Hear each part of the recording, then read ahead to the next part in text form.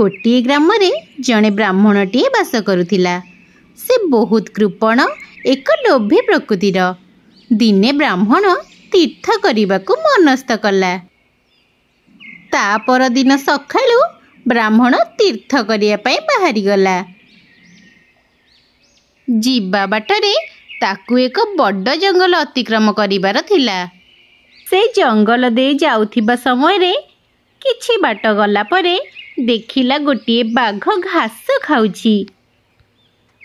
बाघटी घास खाउथिबार देखि ब्राह्मण को आश्चर्य लगिला।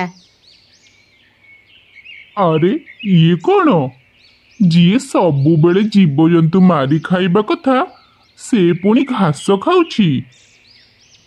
पुणी बाघटी बेकरे एक सुवर्ण कंकण अछि। बाघटी बेकरे थिबा सुवर्ण कंकणटी रे सूर्य किरण पड़ुथिबारु बेस झलमल देखा जाउथिला। बाघ बेकरे सुवर्ण कंकण को देखि ब्राह्मण मनरे लोभ जात हैला। किंतु बाघ पाखक जाई ब्राह्मण कंकणटी को आनिब बा किपरि? ब्राह्मणटी मने मने एही कथा चिंता करुथाए। किछि समय परे बाघटी ब्राह्मण को कहिला, हई रे ब्राह्मण, मु एठारे घास खाउथिबार देखि तू आश्चर्य होई जाइथिबु। तापरे तोते मो हातरे सुवर्ण कंकण देखि आहुरी आश्चर्य लागुथिबो। नाई नाई बाघ भाईना, मु एथर आसुची। रह ब्राह्मण, मते देखि तू जमा भी डरनी। मु तते ही सुवर्ण कंकणटी दबाकू चाहूची। मो पाखरे एही जिनिसटी रही लाभ बा कौन? बरं जड़े मनीष को यह दान कले जिनिसटी तार कामरे आसीबो। तू मो ठारू यह ग्रहण कर। नाई नाई, मोर यह दरकार नहीं, मु एबे आसुची। मते एक हिंस्र जंतु बोली भाबी तू बोधहुए भय करुचु। हाँ, भय करिबाटा स्वाभाविक।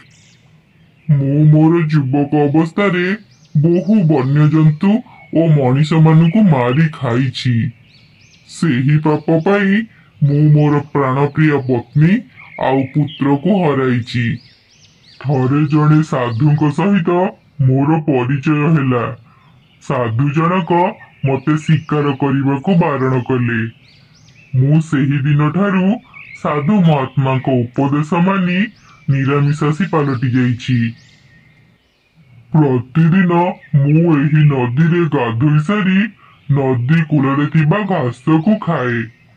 बोधहुए सेइथिपाई मोर दांत आउ पंजा गुड़िक भी नष्ट हो गलानी। ब्राह्मण, मो कथा सुनी सारिया परे तू तथापि मते विश्वास करि पारुनु? दया करी मते तू विश्वास कर। मो ठारू एही सुवर्ण कंकणटी नहीं तू तो पत्नी को देई दे। बाघटीर समस्त कथा शुणी सारिबा परे मध्य ब्राह्मणटीर बाघर कथा को विश्वास करि परिला नहीं। विश्वास जन्माइबा पई बाघटी ब्राह्मण को कहिला, हई रे ब्राह्मण, तू आजि पर्यंत जीवनर माया छाड़ी पारिनु। जीवनटा क्षणस्थायी। तथापि मध्य मनुष्य ठारू आरंभ करी जीवजंतुक पर्यंत समस्तंक पई एहा अत्यंत मूल्यवान। मु जानि पारुची तू द्वंद्वरे पड़ी जाइचु।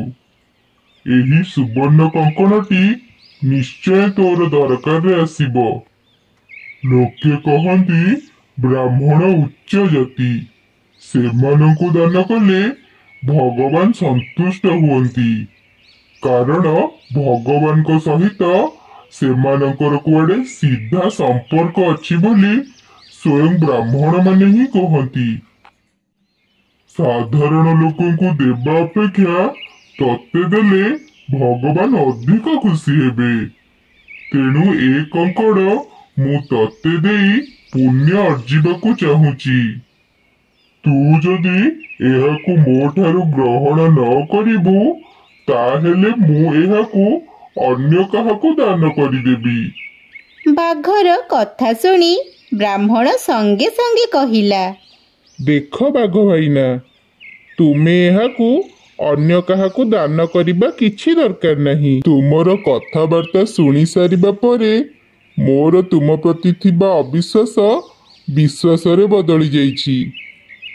ଏହାପରେ ବାଘ କହିଲା, ହଇରେ ବ୍ରାହ୍ମଣ, ପ୍ରଥମେ ତୁ ନଦୀରେ ସ୍ନାନ ସାରି ଆସିବା ପରେ ମୁଁ ତୋତେ ଏହାକୁ ଦାନ କରିବି। ବ୍ରାହ୍ମଣଟି ତା ମନ ଭିତରେ ବାଘକୁ ଅବିଶ୍ୱାସ କରୁଥାଏ। ସେ ଚିନ୍ତା କଲା, ବୁଢ଼ା ବାଘଟି ତ ତାହାର କିଛି କ୍ଷତି କରିପାରିବନି। ନଦୀରେ ବୁଡ଼ଟାଏ ମାରି ଆସିବା ପରେ ଦେଖିବା ସେ କ'ଣ କହୁଛି। ଏହା ଭାବି ସେ ସଙ୍ଗେ ସଙ୍ଗେ ନଦୀକୁ ଗାଧୋଇବା ପାଇଁ ଚାଲିଲା। ଧୀରେ ଧୀରେ ନଦୀରେ ପ୍ରବେଶ କଲା। ମାତ୍ର ଏ କ'ଣ? ବ୍ରାହ୍ମଣଟି ନଦୀରୁ ବୁଡ଼ ମାରି ଉଠିବା ପରେ ତାର ଦେହ ସାରା ପଙ୍କ କାଦୁଅ ବୋଳି ହୋଇଯାଇଛି। ତା ଦେହ ଏତେ ଭାରି ହୋଇଯାଇଛି ଯେ ପଙ୍କରୁ ଗୋଡ଼ ମଧ୍ୟ ଉଠାଇ ପାରୁନି। ବାଘଟି ତ ସୁଯୋଗ ଅପେକ୍ଷାରେ ଥାଏ। ସତରେ ବ୍ରାହ୍ମଣ, ତୁ ପରମ ଲୋଭୀ। ସେହି ଲୋଭ ଲାଗି ଆଜି ତୁ ମରଣ ମୁହଁରେ। ଦେଖ, ତୋର ଏହି ଲୋଭ କେମିତି ତୋର ମୃତ୍ୟୁକୁ ଡାକି ଆଣିଛି। ଶୁଣ ବାଘ ଭାଇନା, ମତେ ଛାଡ଼ି ଦିଅ, ମତେ ଯିବାକୁ ଦିଅ। ଆଉ କେବେ ବି ଏମିତି କାହାର ଜିନିଷ ପ୍ରତି ଲୋଭ କରିବିନି। ମୁଁ ତମକୁ ଅନୁରୋଧ କରୁଛି, ମତେ ଛାଡ଼ି ଦିଅ। ଛାଡ଼ିଦେବି? ଏତେ ହୃଷ୍ଟପୃଷ୍ଟ ଶିକାରୀକୁ ମୋ ପାଖରେ ପାଇ କେମିତି ଛାଡ଼ିଦେବି? ବହୁତ ଦିନଠୁ ମୁଁ ଭୋକିଲା ଅଛି। ତତେ ଖାଇ ଆଜି ମୋ ଭୋକ ମେଣ୍ଟେଇବି। ଏହା କହି ବାଘଟି ବ୍ରାହ୍ମଣକୁ ଝାମ୍ପ ମାରି ତାକୁ ଜଙ୍ଗଲ ଭିତରକୁ ଟାଣି ଟାଣି ନେଇ ମାରି ଖାଇଦେଲା। ତେଣୁ କଥାରେ କୁହାଯାଇଛି, ବିଦ୍ୱାନ ପୁତ୍ର, ଶୃଙ୍ଖଳିତ ପତ୍ନୀ, ପ୍ରଜାମାନଙ୍କୁ ସୁଶାସନ ପ୍ରଦାନ କରୁଥିବା ରାଜା, କଥା କହିବା ପୂର୍ବରୁ ଚିନ୍ତା କରୁଥିବା ବ୍ୟକ୍ତି, ହଜମ ହେଉଥିବା ଖାଦ୍ୟ ଏବଂ ଯେକୌଣସି କାର୍ଯ୍ୟ କରିବା ପୂର୍ବରୁ ଶତବାର କାର୍ଯ୍ୟ ସମ୍ପର୍କରେ ଚିନ୍ତା କରୁଥିବା ବ୍ୟକ୍ତି କଦାପି ବିପଦର ସମ୍ମୁଖୀନ ହୁଏ ନାହିଁ। ବ୍ରାହ୍ମଣଟି ଯଦି ଲୋଭର ବଶବର୍ତ୍ତୀ ନ ହୋଇ କିଛି ସମୟ ଚିନ୍ତା କରିଥାନ୍ତା ତ ତାହେଲେ ତାକୁ ମୃତ୍ୟୁବରଣ କରିବାକୁ ପଡ଼ିନଥାନ୍ତା। କଥାରେ ଅଛି ପରା, ଲୋଭରୁ ପାପ ଆଉ ପାପରୁ ମୃତ୍ୟୁ। କପଟି, ମିଛୁଆ, ଲାଞ୍ଚୁଆ, ଧୃତ, ଭଣ୍ଡ ଓ ଲୋଭୀ ଜାତି ସର୍ବଦା ପ୍ରଥମେ ତ ସୁଖ ପାଆନ୍ତି, କିନ୍ତୁ ପରେ ଦୁଃଖ ପାଆନ୍ତି। ଏମିତି ନୂଆ ନୂଆ